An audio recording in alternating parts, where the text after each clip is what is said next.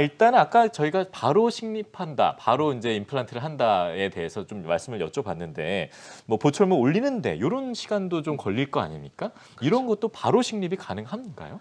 네, 앞에서 말씀드렸듯이 예. 이제 고려착을 기다린 후에 이제 보철을 올리게 되면 그만큼 시간이 걸리죠. 예. 근데 자, 임플란트 식립을 했는 모든 케이스에 적용할 수 있는 건 아니지만 임플란트 식립을 했을 때 임플란트 표면의 절반 이상이 건전한 치조골에 접촉하고 있고요. 예. 그리고 초기 고정력이 어느 정도 수치 이상으로 좋을 때, 그리고 가능하면 2개 이상의 임플란트를 연결할 수 있는 케이스에서는 수술 당일이나 또는 하루 이틀 안에 임시치아를 바로 넣어드릴 수가 있습니다. 네, 물론 최종 보철물처럼 심미적으로 완벽하고 또 씹는 힘이 좋지는 않기 때문에 네. 좀 조심해서 사용은 해야 되긴 하지만 가능한 임시치아 방법이 있습니다. 임시치아를 활용해서 일단 할 수 있다.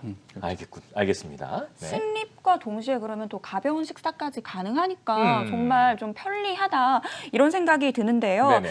아무래도 이 당일 임시 치아 완성이 되기 위해서는 좀 건강한 잇몸뼈를 가지고 있어야 한다고 합니다. 이 점은 꼭 기억을 해두셨으면 좋겠습니다. 네. 자, 그러면은 원장님 이 발치, 식립 그리고 임시 치아 장착까지 이게 한 번에 모두 가능한 건가요? 네, 그렇죠. 이제 가능한 케이스에서는 네. 그런 게 하루 만에 이제 가능할 수 있습니다. 이제 어떻게 이루어지는지는 여기 사진을 보면서 한번 설명을 드릴게요. 네. 자, 이 환자분은 이제 엑스레이나 CT를 보면 훨씬 더 잘 아실 수 있을 텐데요. 이 아래 위 앞니 쪽에 잇몸이 굉장히 흡수가 많이 돼서 많이 약해진 상태죠. 자, 아래 앞니 쪽 같은 경우는 이미 거의 뿌리 끝까지 뼈가 녹아낸 상태고요. 위쪽은 이미 대문니가 하나 발치된 상태입니다. 그러네요. 그래서 가운데가 심미적으로 비었어요. 굉장히 좀 보기가 싫은 상태죠. 예. 그래서 CT를 찍어서 지금 현재 치조골 상태, 치아 상태를 파악을 하고 네. 이제 임플란트 식립 계획을 세웠습니다. 그래서 아래 앞니 쪽은 발치를 하고 임플란트를 하기로 했고요.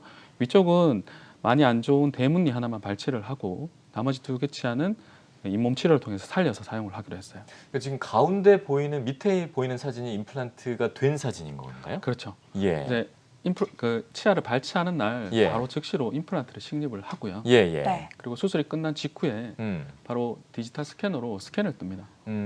그럼 이렇게 구강 내 3차원 이미지가 컴퓨터 내에 저장이 되죠. 예. 네.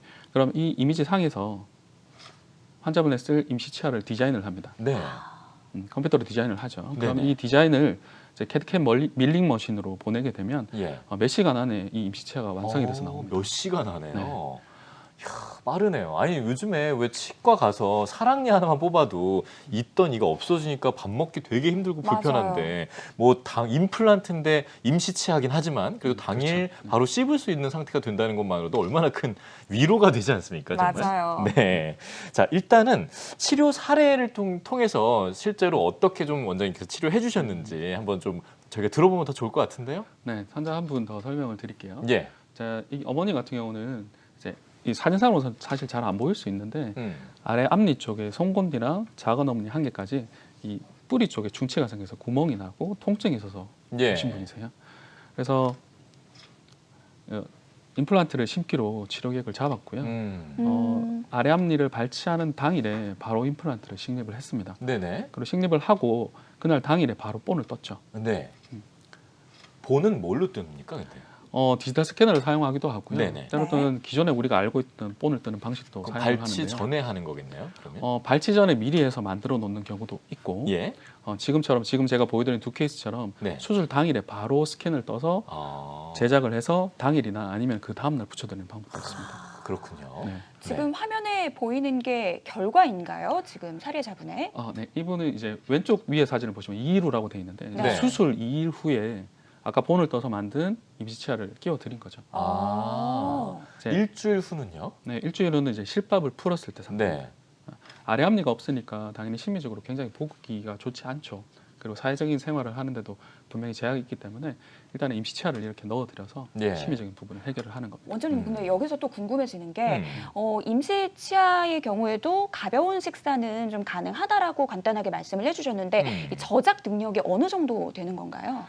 실제로 즉시 식립을 하거나 바로 당일 임시치아를 해도 환자분들이 느끼는 통증은 크게 없습니다. 네네네. 그리고 음식을 씹을 때도 크게 뭐 아프거나 그런 것도 없어요. 어허. 근데 아까도 말씀드렸지만 결국은 골유착이 잘 이루어져야 차후에 향후 오랫동안 안정적으로 임플란트를 사용할 수 있기 때문에 예. 골료착이 이루어지는 동안에 임시 치아 사용을 조심을 해주셔야 된다는 겁니다. 음. 우리가 이 골료착이 이루어지고 있는 동안에 치아를 이 임플란트를 계속해서 동력을 주거나 하면 골료착이 이루어지는 게 아니라 뼈랑 임플란트 사이에 이제 파이브로 티슈가 개재되면서 골료착이 똑바로 일어나지 않아요.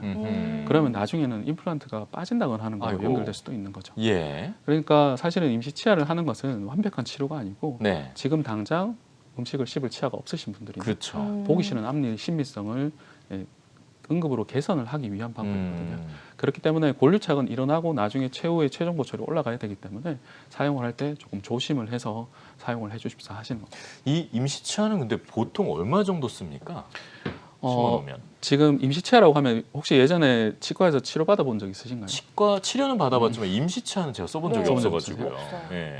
보통 이제 이 치과 위생사 선생님이나 예. 이제 치과에서 직접 찍어서 만드는 임시 치아를 보통 많이들 생각을 하시는데 네. 그런 임시 치아는 사실 마모 강도도 낮고 또 사용을 하면 이제 부러지거나 하는 것들이 좀 많이 생깁니다. 네네네. 근데 지금 제가 보여드리는 이런 임시 치아는 네. 그렇게 직접적으로 만드는 게 아니고 아까도 말씀드렸듯이 이 캐드캠 밀링 머신을 통해서 조금 더 강도가 높은 레진으로 제작을 하기 때문에 실제로는 너무 무리해서 사용하지만 않으시면 예. 몇 달 단위까지도 충분히 사용을 하십니다.